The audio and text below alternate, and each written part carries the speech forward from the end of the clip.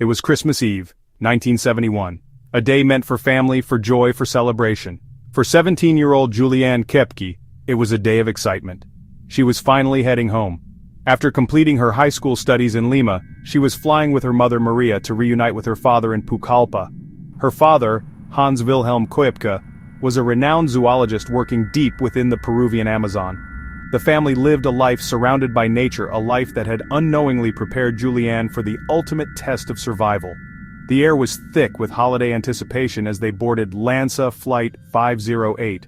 It was just a short flight, a quick hop over the Andes and into the lush green world she called home. The mood on the plane was light.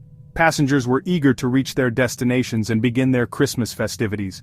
Juliane and her mother sat together, perhaps talking about the presents waiting for them or the family reunion just hours away. It was a routine flight, one of many that crisscrossed the vast Peruvian landscape every day. The Lockheed L-188 Electra turboprop was nearly full. For Juliane, this was simply the final step before her holiday could truly begin. The roar of the engines was a familiar sound, a promise of a swift journey. She settled into her seat, the world outside the window a blur of tarmac and city lights giving way to the darkening sky. That was all about to change. About 30 minutes into the flight, the clear skies turned menacing. The plane flew into a massive thunderstorm, a towering cumulonimbus pulsing with raw power. The festive atmosphere vanished, replaced by tense silence broken by violent jolts of turbulence. The aircraft was tossed about like a toy. Overhead bins burst open, luggage tumbled out, Christmas presents scattered across the aisle, bags flew down the cabin. Fear gripped the passengers. Flight attendants tried to stay calm, but the storm's fury wouldn't relent. Outside, dark swirling clouds, sudden blinding flashes of lightning. Juliane and her mother held hands tightly. Then, a brilliant, deafening flash. A lightning bolt struck the right wing. The fuel tank ignited. Fire erupted outside Juliane's window. A catastrophic explosion ripped through the air. Panic and screams filled the cabin as the plane began to disintegrate. The wing tore away. The fuselage's structure failed. Now it is all over. The plane broke apart. The row of seats with Juliane was ripped free. Suddenly she was outside, still belted to a 3-seat bench. The engine roar vanished. Wind screamed past her. She was falling, 2 miles down. The seat bench spun like a sycamore seed, slowing the descent. Below, an endless ocean of green. The Amazon canopy rushed up to meet her. Juliane drifted in and out of consciousness for the rest of that day, and through the night. When she finally awoke fully, it was the morning of Christmas Day. The world was a blur of green and pain. She was alone, lying on the damp jungle floor, wreckage of her seat bench nearby.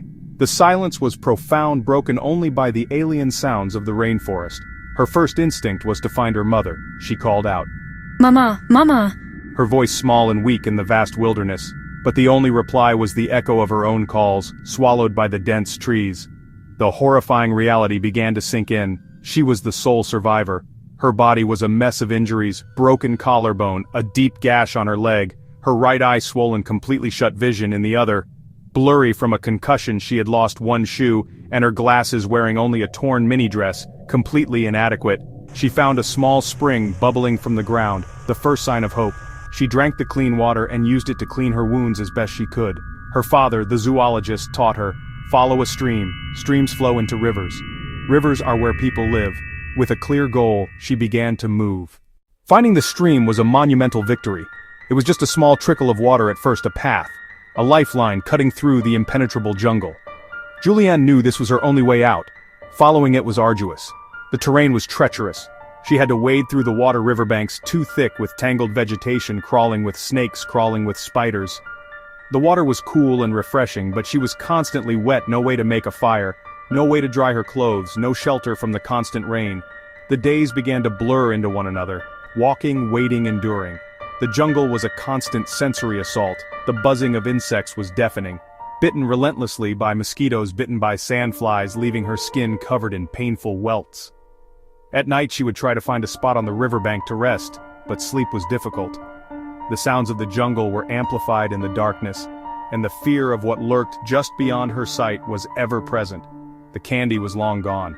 Hunger gnawed at her, a constant dull ache in her stomach. The stream grew larger, flowing into a bigger creek, and then a small river. After 9 days of relentless trekking, the signs of human presence began to appear. First, it was a simple, discarded boat. The sight of it sent a surge of adrenaline and hope through her exhausted body. It was proof that she was on the right path, that people use this river. A little further downstream she found a rough trail leading away from the riverbank into the forest. The decision to leave the river was a risk, but her instincts told her to follow the path. It was a faint, man-made trail, a clear sign she was leaving the deepest wilderness behind her. Following the trail, she stumbled upon a small primitive hut, used by local loggers fishermen. Thatched palm leaf roof open-sided, no walls. It was empty. The initial wave of hope was replaced by a pang of disappointment. Had she missed them? Was she too late? Exhausted, she decided to wait there. She was just too weak to continue walking much further. The next day, the 10th day of her ordeal, she heard voices. But the voices grew clearer, closer. Soon, 3 men emerged from the forest. They were local lumberjacks. When they saw her, they froze in shock and fear.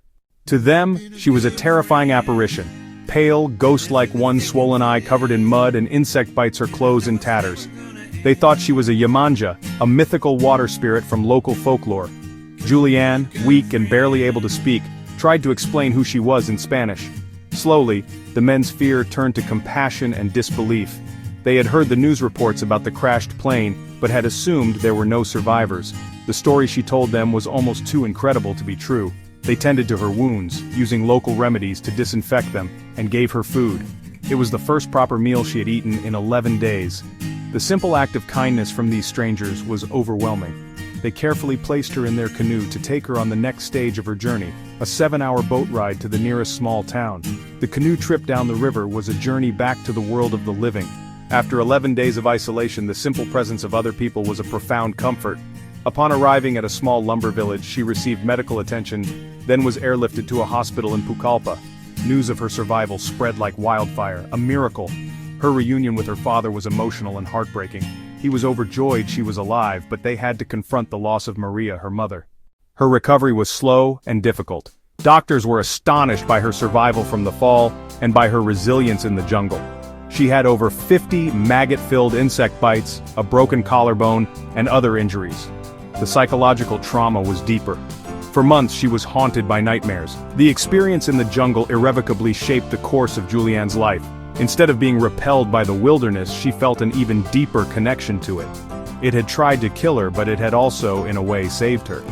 Following in her parents' footsteps, she returned to Germany to study biology, eventually earning a doctorate in zoology. She specialized in mammalogy, particularly the study of bats in South America. She dedicated her life's work to understanding the very ecosystem she had once fought to survive. She returned to Peru many times, not as a victim, but as a scientist. She took over the directorship of Panguana, the ecological research station her parents had founded deep in the Peruvian rainforest. Her work became a mission to protect the jungle, to advocate for its conservation, to preserve the incredible biodiversity she knew so intimately. Her personal story gave her a unique and powerful voice in conservation. She could speak of the jungle's scientific importance, its raw power, its dangers, its life-giving force. It was her way of honoring her parents and the life they had built. Juliane's story has been told in books, documentaries, films, including Werner Herzog's Wings of Hope. For decades she was reluctant to share the intimate details of her ordeal, but she eventually wrote her autobiography, When I Fell from the Sky. She did this not for fame, but to take control of her own narrative and help others understand survival. Her account is not of a fearless hero, but of a scared teenager who relied on logic, knowledge, and indomitable will to live. It is a testament to the power of hope in the face of absolute despair. Today, Dr. Juliane Koepcke's life stands as a symbol of resilience. Her story teaches that survival is not just physical strength, it is mental fortitude, knowledge, and the refusal to give up. Even in our darkest moments, when we feel like falling from the sky, there is a path forward. Her legacy isn't just surviving a plane crash, it's transforming tragedy into purpose, dedicating herself to protecting the wild world that marked her. She didn't just walk out of the jungle, she carried its lessons for the rest of her life.